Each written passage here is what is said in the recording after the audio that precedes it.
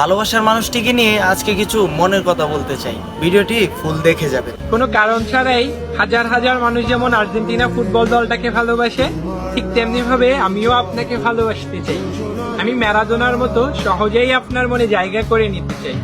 আমি হয়তো পাওলো দিবালার মতো সকলের ক্রাশ না, কিন্তু সার্জিও এগোরার মতো আমি কখনোই আপনার জীবন থেকে হারিয়ে যাব না।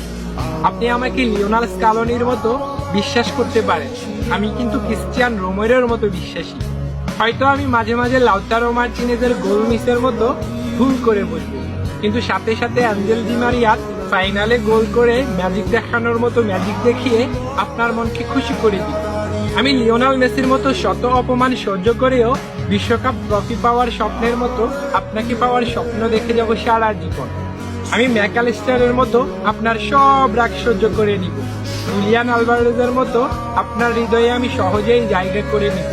আমি রদ্রিগো দি পলের মতো আপনার বডিগার্ড হয়ে সবসময় আপনার পাশে থাকবো। আপনার মন খারাপ হলে আমি এমিলিয়ানো মার্টিনেজের মতো নেচে আপনার মন ভালো করে দেব। আপনাকে নিয়ে কেউ বাজে কথা বললে আমি ওতামেন্ডির মতো সাথে সাথে প্রতিশোধ নিব। আমি হয়তো অ্যান্ড্রো প্যারান্ডেসের মতো অনেক বেশি কিউট না, আবার লিসান্দ্রো প্যারাডেসের মতো অনেক হ্যান্ডসামও না। আমি হয়তো পাপু গমেজের মতোই রোগা, কিন্তু বিশ্বাস করেন আমি লিসান্দ্রো মার্টিনেজের মতোই লয়াল। আর্জেন্টিনার ফ্যানরা যেমন বিশ্বকাপ ট্রফি না জিতেও আর্জেন্টিনাকে কখনো ছেড়ে যায় নাই, ঠিক তেমনি ভাবে আপনি আমাকে ভালোবাসেন আর না বাসেন, আমিও আপনাকে কখনোই ছেড়ে যাব না।